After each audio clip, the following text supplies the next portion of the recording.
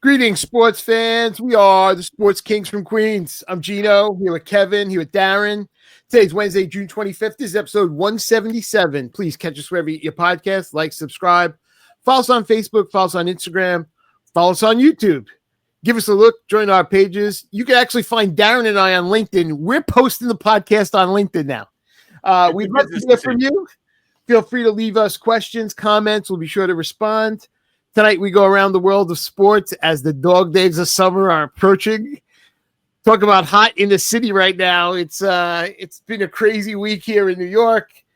We are ready. So we're going to start it off with the NBA. We crown the champions. Oklahoma City Thunder take out Indiana in 7 games. They win game 7, 103-94. Shai Gilgeous-Alexander is the MVP of the playoffs. He was the MVP of the regular season. He is an NBA champion. He was the scoring champion. Only 2 others have done that. Darren, who are the other 2 others? Honestly, I was looking up at Jeremiah Fears getting drafted, and I missed what you just said. I am so sorry. Scoring champ, NBA champ, MVP of the regular season, MVP of the players. SGA is the 3rd person to do that. The others are Jordan did it. Jordan and I'm going to say it was Kobe. Shaquille O'Neal. Shaq did it. Okay. Game 7, we will go into it. Halliburton also went down in that game towards Achilles.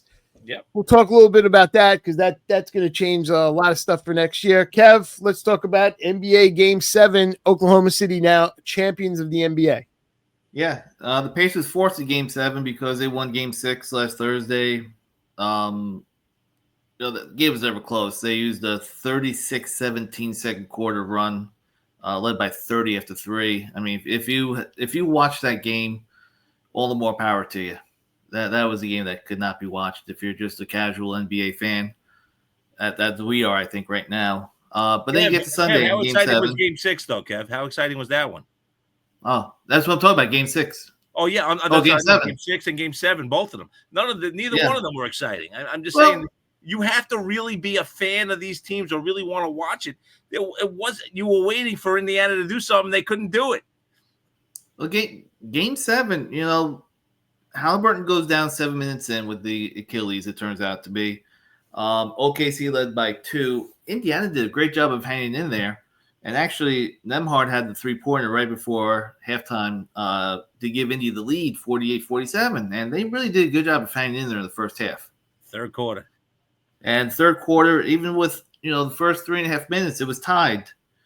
And then before you knew it, Shai Gilgeous-Alexander, Chet Holmgren, Jalen Williams all hit threes, go up by 9. And the only thing the Indiana Pacers had going for them, TJ McConnell. Yeah. Tried everything he could to keep him in the game. He scored the last 12 points of the quarter for the Pacers. But OKC grabbed a 13-point lead after 3. It's over. They went up by 22 early in the fourth, and the game was over. There was just nothing The thing to watch about after it that. was watching that was Siakam wasn't hitting the contested jumpers like he had hit the entire playoff in the fourth quarter. You're sitting there saying maybe Indiana makes a run. Siakam hits a big shot, but he couldn't. He couldn't do it. They had to settle for McConnell getting inside somehow as the shortest guy on the court and hitting buckets. And but the most of the games were not really watchable. It was not a competitive series. The NBA. Sorry, Kev. Didn't mean to cut you off. I was just like, I wanted to try to watch it, and I couldn't. I couldn't get into it. There wasn't much more to say about the series. I mean, I think the problem, when you see, Tatum go down with the Achilles, when you see Halliburton go down with the Achilles, I think the only logical solution to me is that they need at least 4 or 5 days between games to make sure these guys are healthy. But Kev, honestly, the obvious is the other way. These guys never got hurt when they played every day, and they never got hurt like this when they played every other day. Now all of a sudden they get all this break and they fall apart. Listen, the Halliburton injury is huge, but it's not really huge for the series. I mean, listen, Indiana would have had a shot to come back had Halliburton been there. They could have won Game 7, but this opens up the Knicks to something amazing. Because now you have no Lillard, so Milwaukee falls apart. You got no Tatum, so Boston's in trouble, and they've traded away Holiday, and they've, and Porzingis. And now you hurt Indiana without Halliburton. It's the Knicks and the Cavs. If the Knicks could get a coach, I'm just saying they've opened it up for a Knicks team that was probably fourth best in the East to be a top 2 team because of these Achilles injuries. Yeah. But nobody wants to coach this team, or they don't want anyone to coach this team. I don't even know what it is. But I hate the fact that we're going on the NBA Finals and go right to the Knicks. But that's how exciting the NBA Finals were. Exactly. It sucked. It's so hard, Darren. It's so hard. It's so hard to get into this series when they play 7 games in 17 days. It's just so hard. Forget about every other day. It's 17 days it took them to play 7 games. It's atrocious. The funny There's thing no way is, to get into it. The NCAA tournament, right? And you get days off. Don't get me wrong. Thursday, Saturday, Friday, Sunday. And then next week, Thursday, Saturday, Friday, Sunday. Then the following week, Saturday, Monday. So you get into the rhythm. You watch the guy play. They got a day off. You watch them again. These are college kids. And they're playing the next day. Yeah. They're getting a day off. Some of them are playing until 11 o'clock at night. Then they're playing at 4 o'clock on Saturday afternoon. Or they're playing till 1 in the morning. We're in AC watching that last game go on till 1 o'clock. We don't know where they're going to be scheduling it. These guys are coming right back. But in the NBA, these guys all need a break. Stop. Yeah. Stop. Yeah. You're killing the sport. But the Knicks get, to be honest, it really does open up an opportunity if they can get the right coach in here, because the injuries to the other top teams in the division, or the conference, I should say, lead the Knicks to be a chance at 2 with Cleveland. And now they're going to have to sit there and figure out how they beat Cleveland. Don't get me wrong. Atlanta's going to improve. Orlando might improve. There's a lot of teams that are going to jump up, but Cleveland and the Knicks should be the top 2. G? My stat I brought up about Shea Gilgeous-Alexander. By the way, I forgot one of the guy was Kareem. There were 4. He was the 4th, not the 3rd. Jordan, by the way, did it 4 times. So Jordan was easy. Given, but the other ones, and I should have had Kareem. They were both Lakers.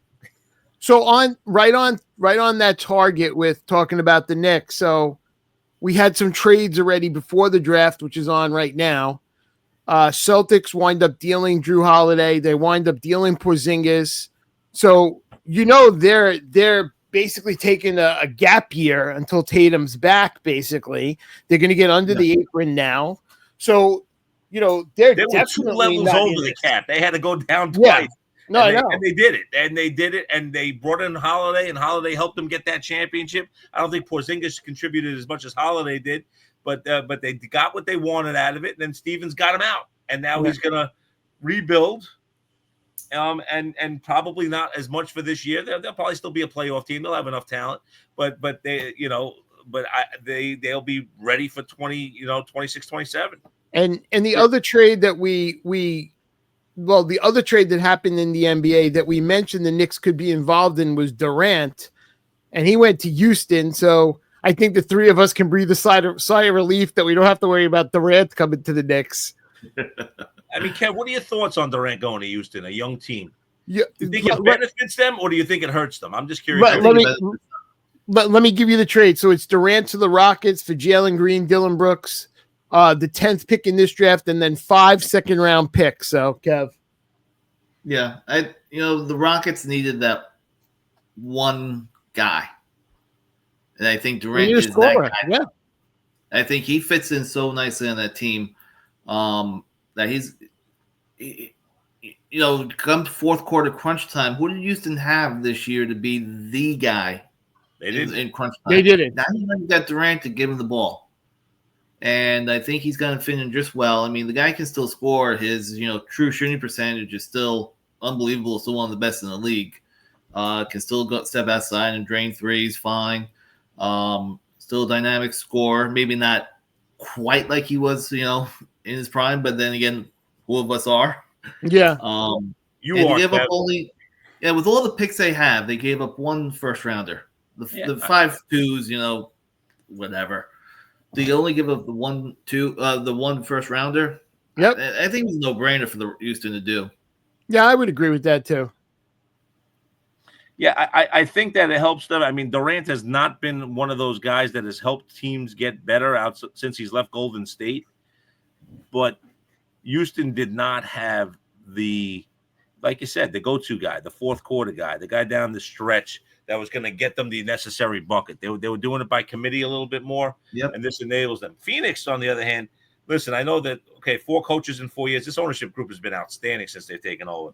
And now you have, 5 or 6 wings? I'm just curious to see who's going to play the other positions on this team, because, you have Bradley Beal and you have Booker, and then you add Jalen Green, and then you add Dylan Brooks. I mean, how many guys do you want that play the same spot? I would like. I mean, obviously they're going to draft and they're going to bring in some depth in other spots, but my God, it's like I got to imagine that Beal's got to go next or something like that, because I think you build around Booker over Beal, in my opinion. But yeah, you can't keep 5 guys. You just can't. I mean, that play the same position. It just doesn't make sense. So they're going to have to do something, in my opinion. So then we had the Celtics made a couple of trades. Drew Holiday to Portland for Anthony Simmons and 2 second-round picks. Any comments? Well, I think you had to look at both trades together. Okay, so let me give you the second one. So then in the second one, it was 3-team. Porzingis to the Hawks, Georgian Yank, and a second-round pick to Boston, Terrence Mann, and the 22nd pick in this draft to the Nets, Kev. Yeah. I mean, the big thing for the Celtics, like you mentioned a little bit, Darren, they get below the second apron, which was huge for them. Though just those 2 trades, they saved themselves $180 million in tax penalties. Wow. I mean, that's why they did it. They know they're not going to compete for a championship. They still have enough talent probably to still make a run at the playoffs. I think this gives them, maybe a chance to look at Anthony Simons for a year before he becomes a free agent, see what they want to do with him. But this is a team that still has all of its own first-round picks in the next, 6, 7, 8 drafts. And so, for them, terrific trades. The Hawks, I think, got the front court scorer they needed. They've always been good in the backcourt. They didn't have that front court guy. So if Porzingis is healthy and playing, he gives them that front court scoring that they were sorely lacking. That's a big point, though, Kev. He's got to be healthy and playing. Yep.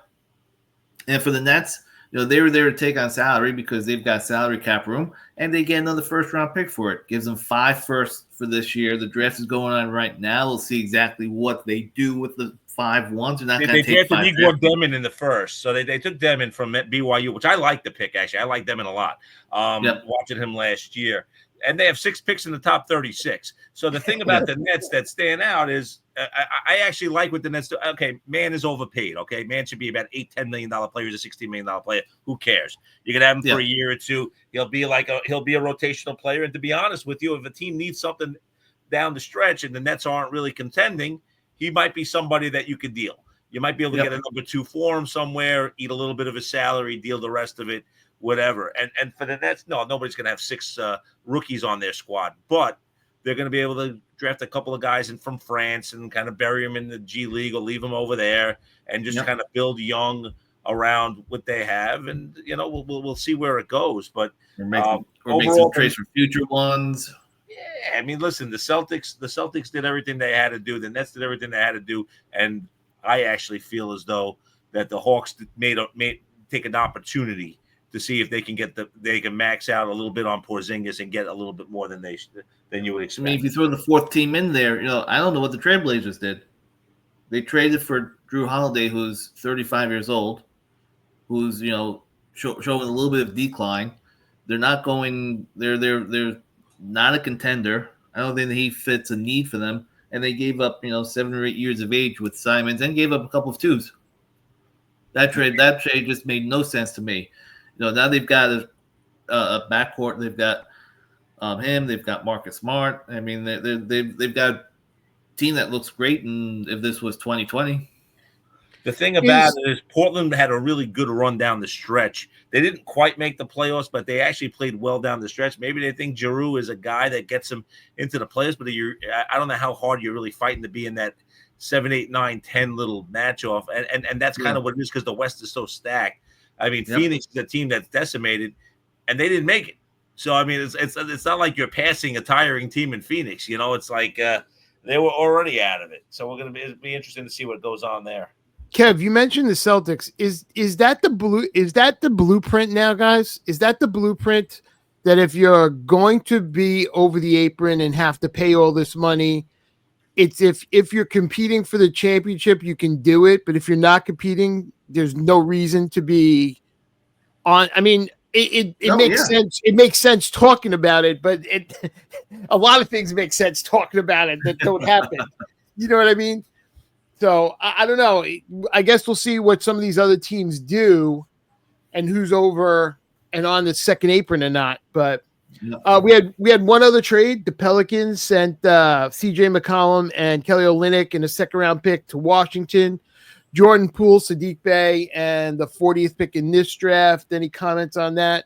I love it when backups get traded for backups. I mean, McCollum was a good player a few years back. Nobody really cares, right? Am I overthinking this, Kev? This is not exactly. I think that's shuffling. That's the old shuffling the deck chairs while the chip's sinking. Yeah, listen, I'm going to take a couple of guys on my bench in my rotation and trade them for a couple of other, a couple of other guys on another team's rotation that don't mean that much, and we'll just see if we can find a spark. I got one other thing to throw at you guys. So, I was going to say one other trade Kevin. Though. The first trade, I'm not sure if it happened when we were on the air last week or not. Desmond Bain to the Magic from the Grizzlies for Kentavious Caldwell-Pope, Cole Anthony, 3 firsts and 2 first-round swaps. I thought it was a lot for Bain. That sounds like more of an overpay than the Knicks for Michael Bridges. I mean, the simple fact of the matter is, you're saying to yourself, did Bain and John Morant just not get along, that they had to do whatever they could to get him out of town? I can't think of another reason why this deal was done. I mean, Cole Anthony's still a young player. I didn't understand all that they gave up for Desmond Bain. Nice player, Desmond Bain, but you wouldn't call him a star. I mean, if the Grizzlies had to make that trade because of, like you said, some personality conflict with Morant or something not clicking, that's a big haul to get for Desmond Bain. Agreed. So Toronto takes Colin Murray Boyles just to make Kevin happy with the 9th pick. Going up north. Absolutely. Your girlfriend's an attractive young lady. Wow. Young lady, the girlfriend. That's all I'll point out. Anyway. So I got one thing to throw at you guys. So this one particular year, okay, Oklahoma City had 68 regular season wins, 16 playoff wins for a total of 84. Only 2 teams have had more than that since they went to this format. The 15-16 Warriors with 88 and the 95-96 Bulls with 87. Where do they rank up there with these great teams to you guys? No. Okay. I think that the Bulls were a dynasty. I think that the Warriors were a dynasty. Let's see if OKC can be a dynasty. Then we can think about it. The Warriors, I mean, they made so many finals, both of these teams. Let's see what they can do. And Steph Curry and Michael Jordan, to me, are a level above SGA at this point. It's a lot of wins, and that's the only reason I wanted to bring it up. The other thing interesting about the draft, that obviously, the big thing with Cooper Flagg being first, everybody expected that. Very interesting thing Ace Bailey did. He refused to work out for any team. Brand new, agent that's never done this before, never had a lottery pick before, guy that's never been through it. Worked out. He got picked 5th by Utah. So it's not like it didn't hurt him, but there was some rumors that he could fall as far as 8 to 10. He ended up going top 5 still, but I was like, wow, he refused to work out for any of the teams. Thought that was an interesting play, The rest of the draft, listen, we'll find out. Strategy, Cotton. We'll see if it works. But yeah, no, I mean, the rest of the draft we'll be able to break down as we go next week. We'll talk about anything that surprised us or whatever. Okay. Talk about the Nets pretty much, I guess, a little bit. Yeah. That's pretty much it for the locals. Knicks have a 2nd round pick. Very exciting. Can't wait to see what they do with it. First, get a coach. All right, let's move over to baseball. Yankees 45-34. They are 3-7 before today. Last 10, they are 1 game up on Tampa. Mets are 46-34. They are a game and a half behind Philly. They have lost 10 of their last 11, 1-9 in their last 10. Kev, let's start with some Mets. one win. They beat the Phillies 11-4 Saturday night. 7 solo home runs. Oh God, what happened to everybody? Every phase of the team. You look at the starters. Ever since Peterson pitched the complete game, the shutout 2 weeks ago, they're just not getting any depth. Holmes tonight, 5 innings. You look at the other starts. Blackburn, 3 and change, 4 and change. Canyon went 4 and change and 5. Holmes, 5, 4 and change tonight, 5. Tidwell, 3 2/3 in a spot start. They're killing the bullpen. I mean, and some of these starters. I mean, Blackburn in the 2 starts in the relief fountain, ERA over 10. Canyon in the last 2 starts, ERA approaching 9. Some of them are regressing to the mean, regressing to what they've been put on the back of the baseball card. But like I said, without the starters' depth, the bullpen, Brazoban, ERA near 12, Garrett near 17, Stanek over 12, Castillo, who got DFA today, 9, Garzon, 6. And bringing in all these other guys, to try to chew up some innings. The great Met career of Dickie Lovelady last night. That was awesome. What a great name, too. I mean, one of the great names. They've been shuffling the bullpen, trying to find guys just to chew up innings. They're desperate for somebody to go and give them some length out of the rotation, and they just refuse to let these guys pitch. And I think it's not just Mets, it's all baseball. We've seen it. But when you've got now 12 straight starts where nobody's gone more than 5 innings, nobody's even thrown a pitch in the 6th inning, except for 1 start for Peterson. That just sets you up for losing baseball. And then you throw in the offense on top of it. In the last 2 weeks, Nimmo and Soto have been playing well. They both have an OPS over 1,000. Alonso, batting average, 208. Lindor, 196. McNeil, 195. Taylor, 182. Beatty, 172. Alvarez and Young, 143. Mauricio, 156. Torrens, 120. The only guy who's hitting a little bit is Marte at 296, but for some godforsaken reason, we keep platooning him with Jared Young. Why the hell is Jared Young even in the major leagues at this point? I mean, it's just, no. So we've gone through the starters giving you no length. The bullpen has suffered big time because of it. The lineup has been either solo home runs or nothing. When you look at, I just gave you almost everybody hitting under 200. It's just been a complete and total team meltdown the last 2 weeks. And they need to figure out some way to snap out of it. And maybe the Pirates this weekend, the fact that they don't have to face Skeens, maybe the Pirates can help them snap out of it this weekend. But it's just been a tough stretch here against the 2 rivals in the East. What do you guys think? Okay, here's my thing on the Mets. Real simple. The bullpen's a problem because, listen, Canning's not going to pitch in your postseason, okay? Neither's McGill. Most of these guys aren't going to be there, right? I mean, you're going to sit there. Yeah. You're banking on Senga coming back. Holmes will be there. You're relying on Minaya getting back. And even him with the elbow. Peterson's your 4th, right? So these are the guys that you're kind of relying on to be your 4. So I'm not even worried about the starters. This pen sucks. You try to do everything on the freaking cheap all the time. David Stearns, the clinic works. I'm not downplaying the clinic because it's worked. All right. They figured out the way to maximize Griffin Canning from being the worst pitcher in baseball to being, below average. It worked. He's better. But the fact is that Brazoban they got for a song, and now you see why. The pen is not good, and they can't get to the 9th inning with the guys they have, and they're not going to be pitching Holmes with any length. You know that. Peterson will be the guy. Minaya coming back from injury, you really think they're going to give him length? Senga coming back from injury, you think they're going to give him length? No. So you're going to have the 4 starters if you make the playoffs that are more than good enough to get you through, but they better make a move at the deadline. It can't be this guy, Stearns sitting there on his high horse about how great he is at finding talent. Go out and get a couple of strong middle relievers. You better do it. You need someone to get you from the 7th, from really the 6th. But even if you live with one of the guys getting you the 6th inning, you need someone to get you from the 7th and the 8th. You need someone to get 2 guys. Because now, you can't even watch this. Ryan Stanek has regressed. You thought he was going to be fine. I thought he was going to be fine. Gino thought he was going to be fine. He's not fine. Yeah. It's hard to watch this pen. It really is.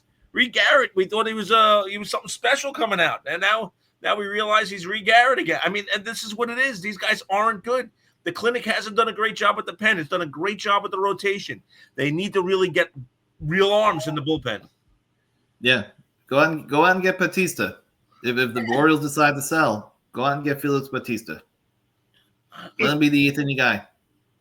You have to do something. You have to do something because this team is too talented offensively to let the middle relief be the reason why they can't get anywhere. Yeah. And you gave the Braves life. Listen, they can win tonight and tomorrow. They're going to win tonight. They're already up pretty big. If they win tonight and they win tomorrow, they end up splitting this 4-game, and it's not the worst thing in the world. But you got to win tomorrow. Yep. I think they're going to need another starter too, Darren. I think the 4 guys you have, I think you can live with. But I get your point. Well, if those guys are healthy. No, that's all about health. It's all about Minaya being healthy and Senga being healthy. The last I saw, Minaya had another setback. They shut him down for another 48 hours. So, yeah, he had the cortisone shot. He had the loose elbow, loose body in his elbow. Yeah. I mean, when it's 48 hours, I don't get freaked out. When they say it's 2 weeks, that's when I get nervous. We're going to see what happens in 48 hours. I get it. Yeah, it's not the 48 hours. He's not progressing. We needed to take another time out from what he's doing to look at him again because obviously they didn't like something they saw. That's the problem. So yeah, the bad reaction to the shot. But I mean, I get it. We're going to see what happens. But you feel like if they could get those guys all healthy, that their 4-man will be fine. If they could get them all healthy for the playoffs, you're not going 5 anyway. But they have to get to the playoffs now, and they have to rely on these other arms. So you might be right, G. You might need to get somebody at least for the regular season to get you through. Yeah, you forgot about Frankie Montas. I know he pitched well yesterday. I have no faith in Frankie Montas being good. I hope he is for you, Kev. I really do. Watching baseball in this town for the last 2 weeks has been downright brutal. And baseball is the worst because there's no other sport to hide. I can't watch college football. I can't watch college basketball or put on any other sport that randomly is around. Baseball's by itself, except for the worst NBA finals you could possibly imagine, and watching the Travelers. I mean, fine, but there's nothing. The World Series was anticlimactic. There was nothing. You're just watching 2 bad baseball teams go at it for 2 weeks. The only other thing to watch is see how much Caitlin Clark gets abused. Oh, the physical abuse does not stop. The beatings will continue until morale improves. All right, so let's move across town. Let's talk about the Yankees, who at this moment aren't any better. In comparison. So here's the problem, right? I have the worst general manager combination in the history of the sport, in my opinion.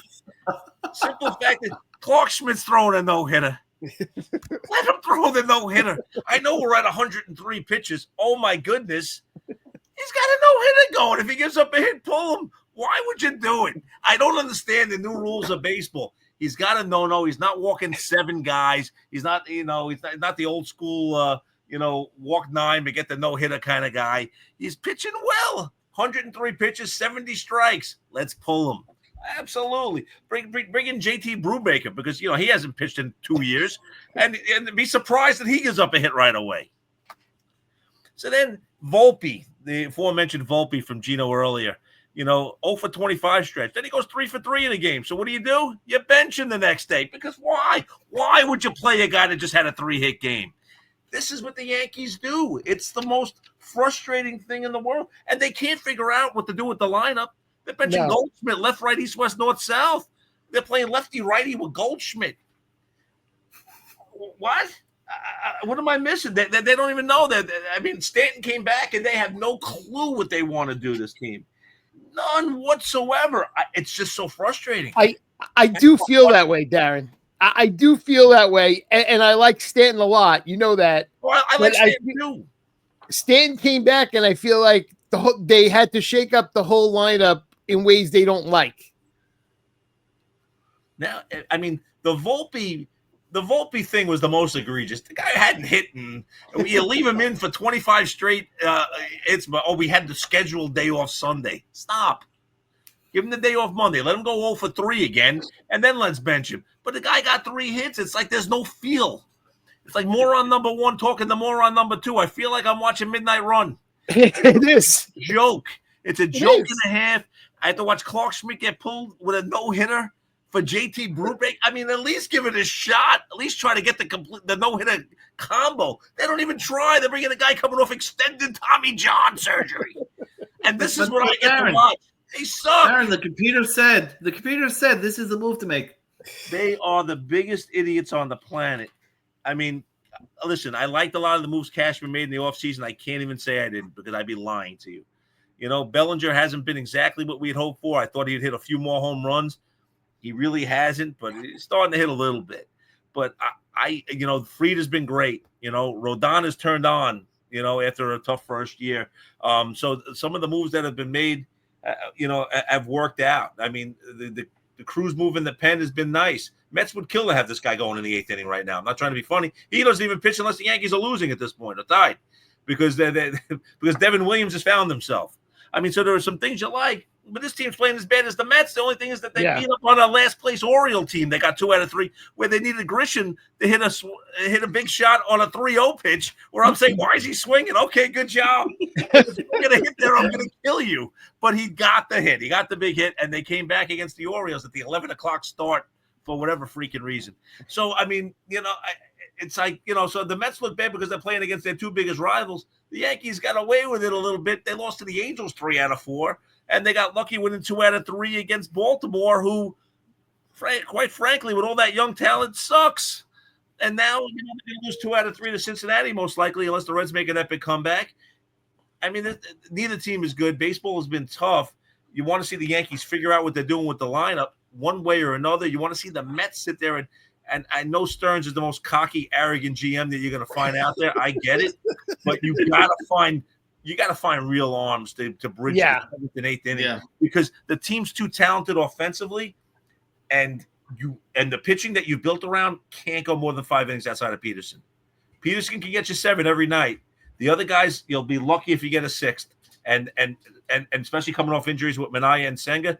You saw them, nervous about Clay Holmes. I can't imagine off an injury them doing anything special. So, a little rant. Sorry, G. Thoughts?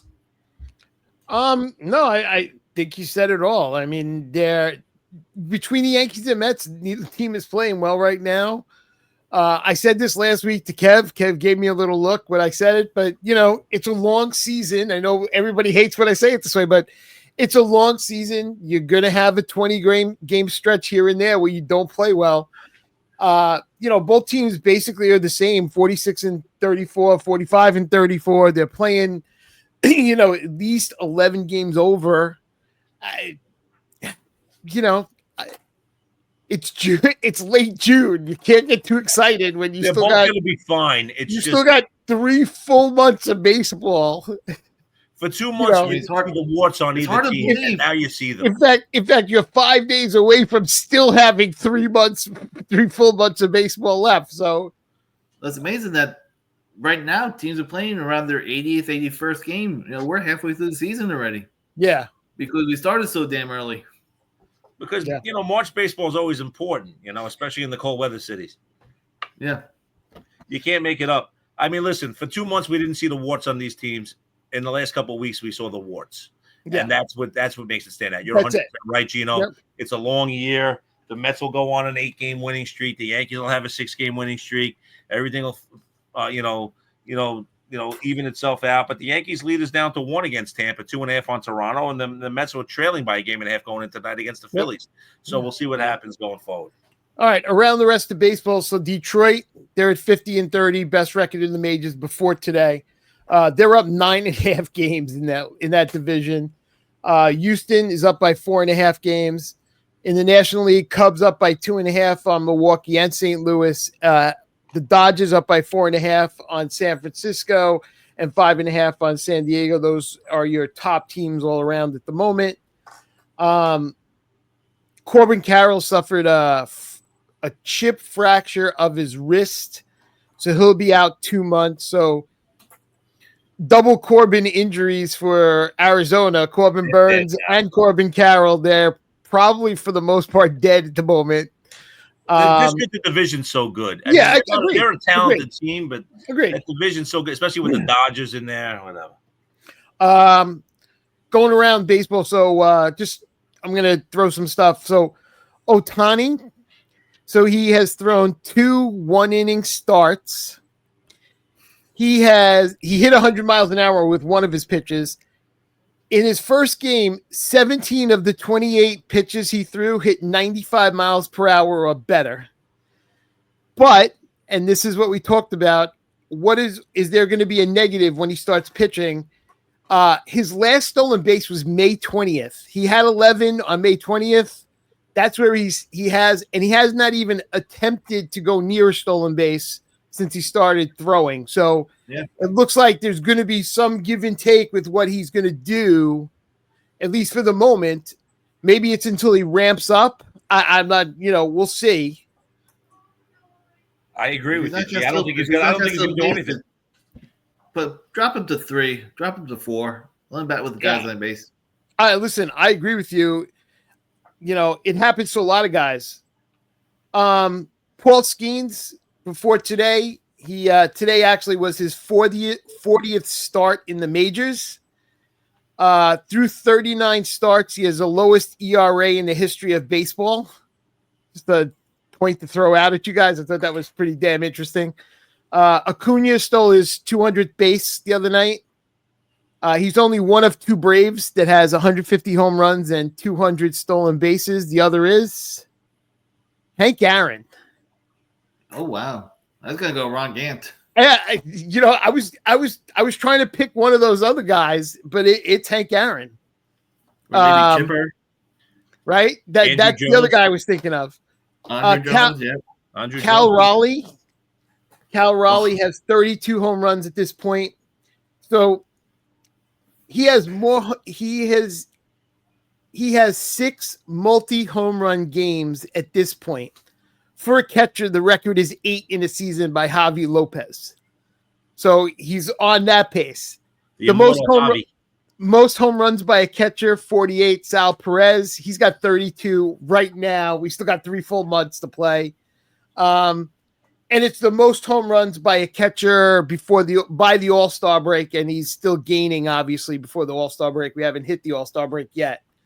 Just a couple of things out there. So here's my other thing. So Acuna stole his 200th base. Stolen base active leaders in the Major League Baseball. Okay. Starling Marte at 358, Altuve 321. The next highest as we go down is Jose Ramirez at 263. McCutchen, Yelich, Trout, all in the two teens. Acuna with 200. Okay. Lindor 198, Betts 194, Goldschmidt at 174, and Ohtani at 156. Okay, those are the most those are active leaders in stolen bases, right? So from that list I gave you with active stolen bases, Starling Marte at 358 and Altuve at 321. Ricky Henderson was caught 335 times in his career. So the only 2 guys that have more stolen bases than he has caught stealings in his career at this moment on active players are Starling Marte and Jose Altuve. Wow. For his career, by the way, Henderson, 1,741 attempts, 1,406 stolen bases, 335 caught stealing. So had to throw that out.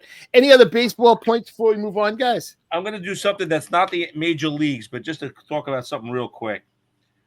In 1910, in the state of Wyoming, death row inmates literally played baseball for their lives.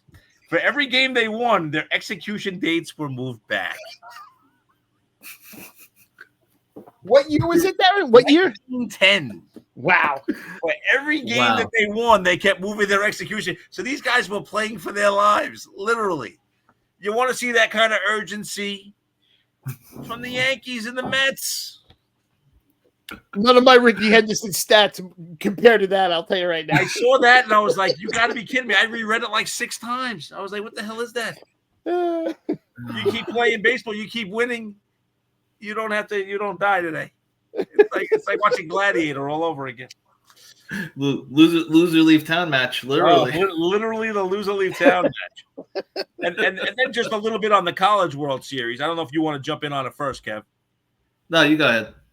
So LSU, congratulations. They win the championship. They sweep Coastal Carolina. What's exciting is in game two, well, first of all, they did the interview with Coastal Carolina. Said, anything on LSU that you're nervous about? No, we don't see anything that scares us. Don't talk. Don't talk.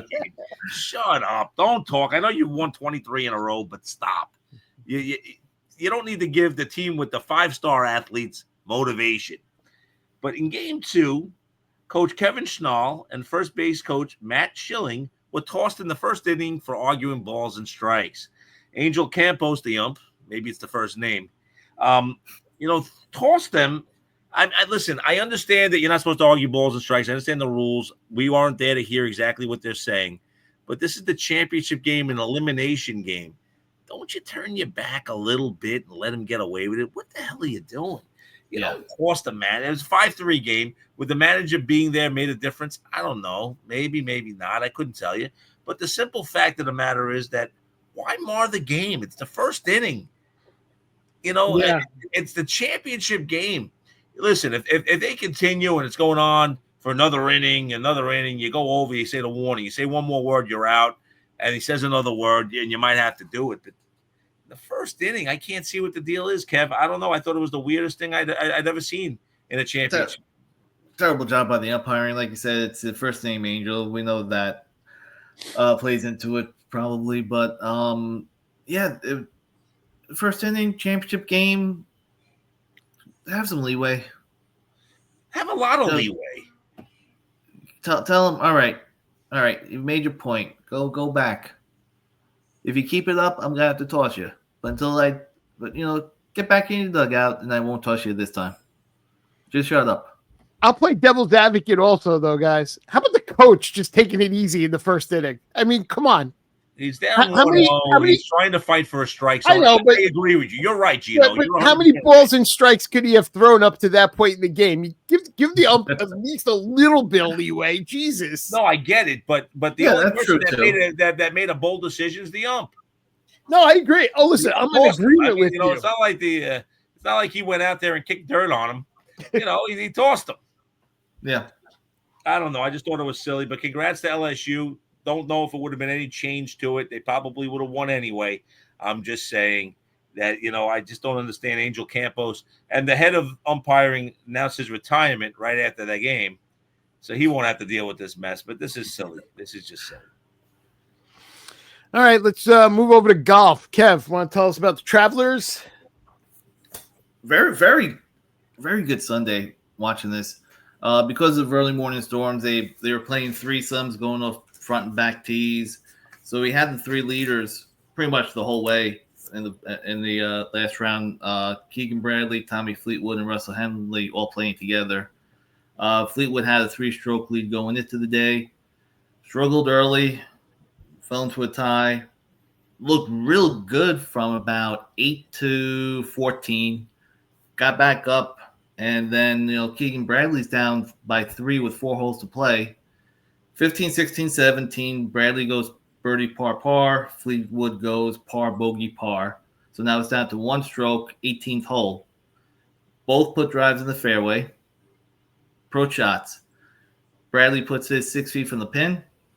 Fleetwood comes up well short, leaves himself 50 feet away. Fleetwood steps up to take his putt, leaves his putt just outside Keegan Bradley's ball mark. And Fleetwood steps up there, misses the par putt, which would have at least gotten him into the playoff. And Keegan Bradley says, "Oh, thanks for the read." I believe that's a new expression or the way to say it now. Yeah. What was the term that they used last week? The cheat, was it? Or the cheat? The cheat or something like that? Yeah. I mean, like I said, Bradley had to move his mark out of the way. That's how much on the line that Fleetwood's putt was. You can't leave yourself outside the guy to give him the read. Bradley sinks the birdie putt, wins it by a stroke. For Bradley, he now has the second most wins in the last year by an American. Only Scotty Scheffler has more. A lot more. Wow. Keegan Bradley is the Ryder Cup captain in September. How many does he have, Kev? 2. But nobody else has more than one. I know. Nobody else has more than one. Has he played his way to become a playing captain? I think he did, actually. He's playing real good golf. And he's up to number 7 in the world rankings. Listen, the reality is that if he qualifies in the top of the rankings, he's got to put himself in.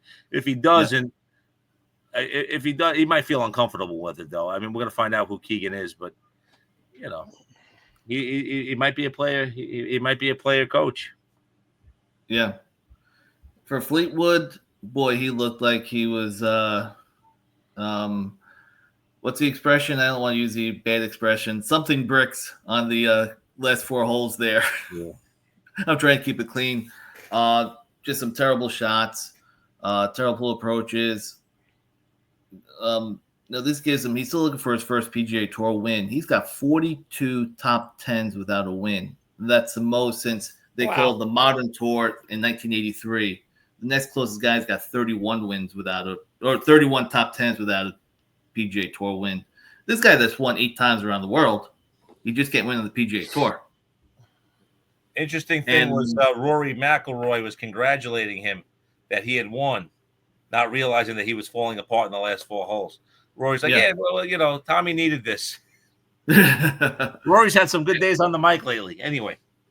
And Russell Henley, the third guy in the group, he chipped in for birdie on 18. He was off the green, chipped in, gets the 14 under, winds up 1 stroke back of Bradley.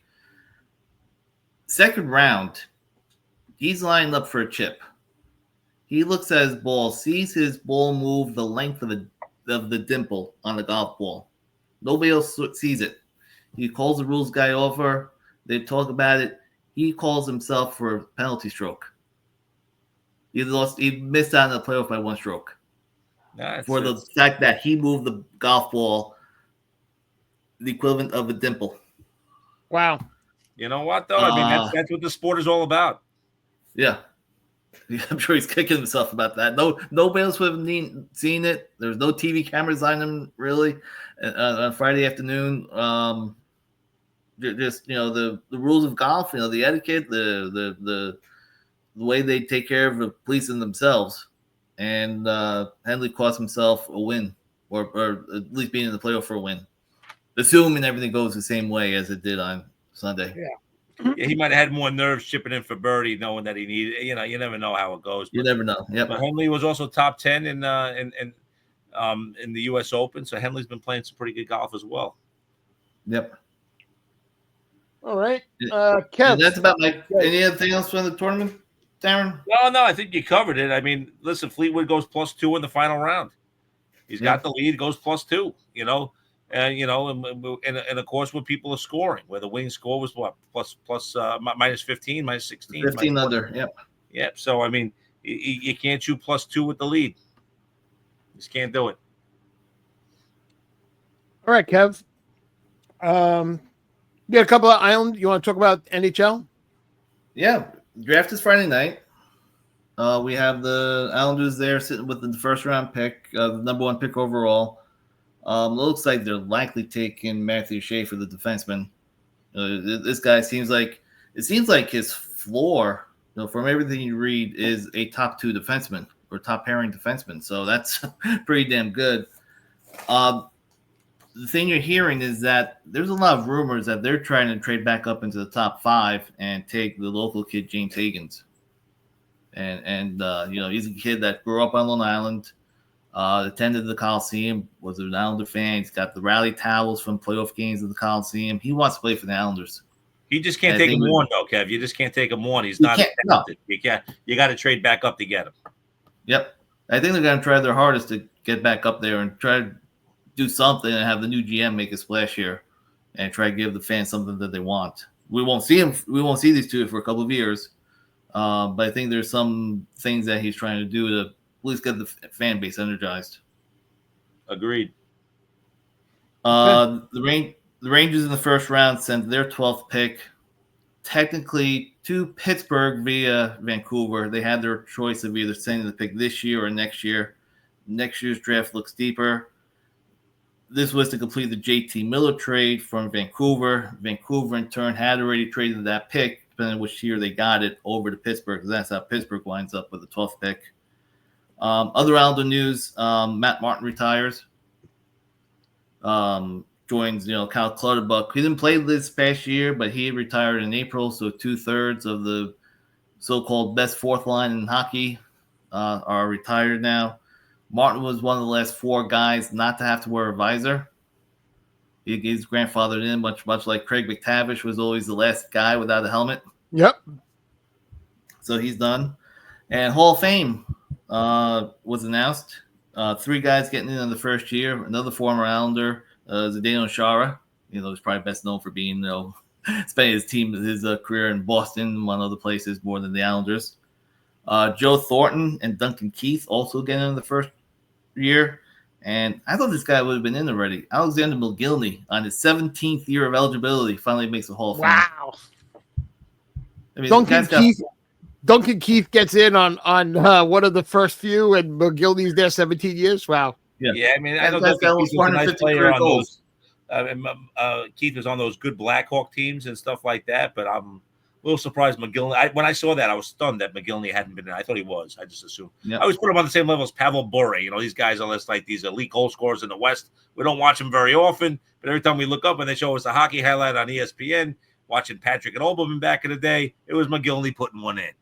Yep. All right. Any other hockey points? I don't have any. You covered mine. Darren, you had you want to bring up a little NCAA talk?